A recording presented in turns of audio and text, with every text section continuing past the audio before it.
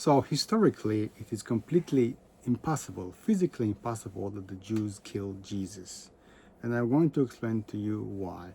I actually, as a Jew, was willing to completely accept, and I was completely, totally okay with that the Jews in the past, when Judea existed 2,000 years ago, they killed Jesus, the God of the Christians, or the Messiah of the Christians.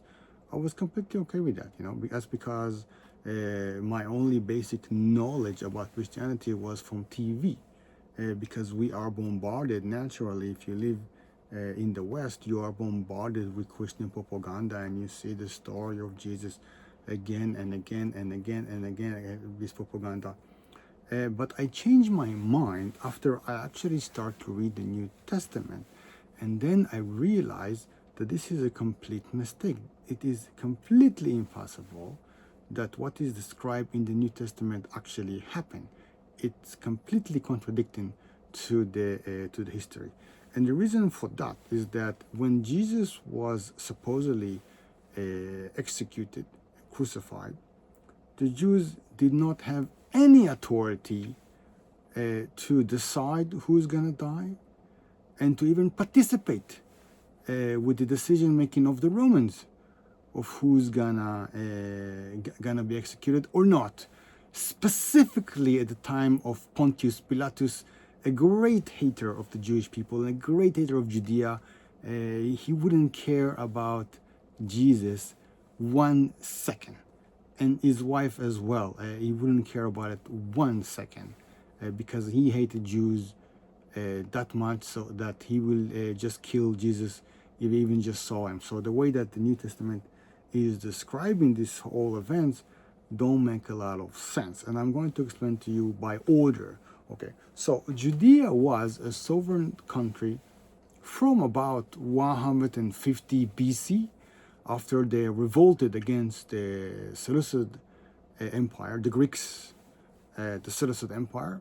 The revolution was in 167, the Hanukkah miracle and the liberation of Jerusalem was in 164 BC, but it took quite a lot of time until the Jews managed to stop the Seleucid, the Greeks, and basically solidify themselves and actually sustain a kingdom. And that was completely okay, all right? Now, here is something that you need to understand that you probably didn't know. So the Hashmonai, those Jews that revolted against the Romans, they were priests. It was a family of high priests, the Oyariv, okay? And and they were from the tribe of Levi, all right? So it was okay from the people point of view that they are ruling the people. It was okay, all right? It was Judas Maccabee, and then his brother Jonathan, and then Simon. And then you have, in about 140 BC, something like this, you have John Hyrcanus, which is actually the first of the Hashmonai that was actually king. And here, this is where things became weird from the Jewish point of view, because he's a high priest and he's also a king. And this is where the argument that the New Testament is not even talking about. And by doing that, the New Testament is basically missing the most important thing about second temple period Judea, is that there was an issue that the high priest was also the king. It's religiously, it's not okay, all right? But John Hyrcanus the first was actually a good king, but then came Aristobulus and Antigonus, and then Alexander Yanai, and then his wife Shlom Tzion, and then you had Aristobulus II and John Hyrcanus the second, and you have wars between the Pharisees and the Sadducees, the Pushim and Saddukim.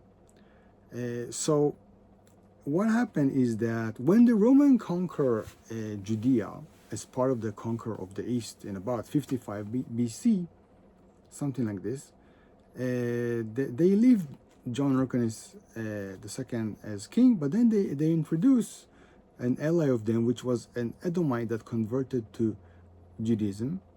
The Hashmonite, they forced the Edomites to accept Judaism, and one generation after that, they were completely Jewish. So Antipatris was one of the governors. It was a governor of Edomia for John Hyrcanus, and he was also loyal to Rome. He was an ally of the Romans, and because of that, the Romans, Julius Caesar, Marcus Antonius, and later Augustus Caesar, they took his family and helped them to basically become the real rulers of Judea.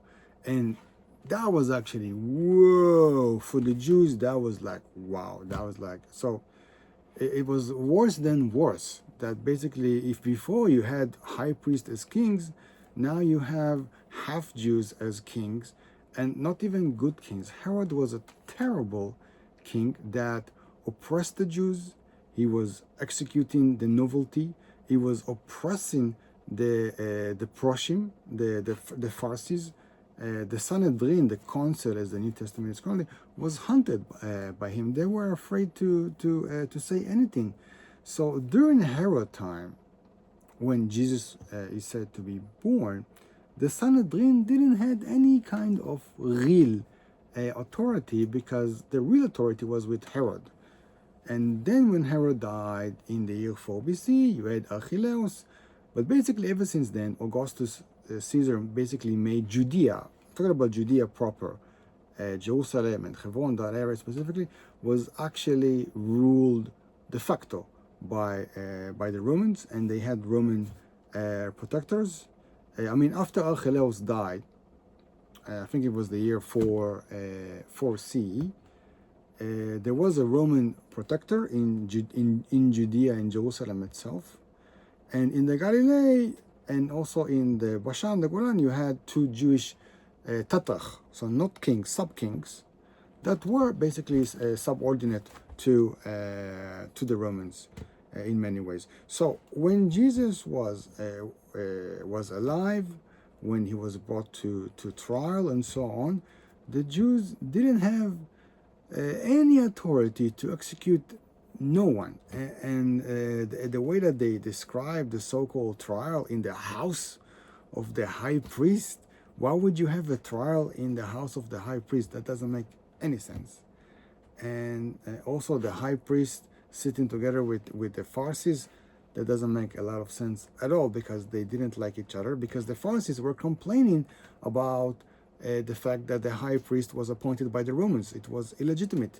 The high priest was actually illegitimate in the eyes of most of the people, because it was appointed by the Romans. So if the high priest will see the Pharisees, he probably called soldiers to kill them.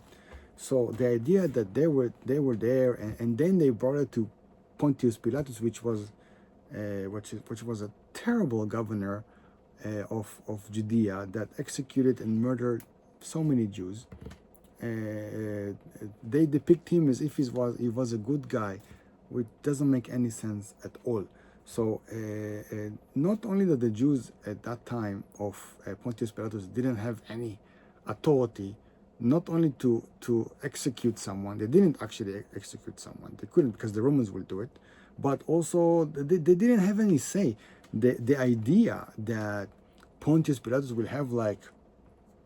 will set free people that were arrested, that's complete nonsense. None of this happened. We don't have any kind of reference that Pontius Pilatus, which one of the worst governors of Judea, will give the people such kindness.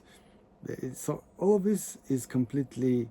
If you ask if maybe Jesus was arrested, I can tell you, Jesus, in the time of Pontius Pilatus, if a person called Jesus was arrested, he would be crucified basically for peeing in the street, not for blasphemy. If you were arrested by Pontius Pilatus, you would be executed. They will find something about you, but it had nothing to do to the Jewish council, to the Jewish elders, because they were not even involved. The Jewish elder did not sentence anyone to capital punishment. All right, And if you actually read what they say, what Jesus is saying, they will think that he's crazy. He's saying that he's God. Okay, you think you're God? Okay, go to the mental patient. I don't know, sanitarian or whatever the fuck. I don't know. So this whole thing in the New Testament about the Jews killing Jesus doesn't make sense, because they didn't kill him. They didn't have the authority to do so. They didn't have the ability to intervene in his court, and they didn't have the privilege of even asking for mercy or forgiveness from the Roman governor Pontius Pilates, which was one of the worst governors ever. So basically, the New Testament is making a salad of history, and this is why I take it really with a grain of milli salt.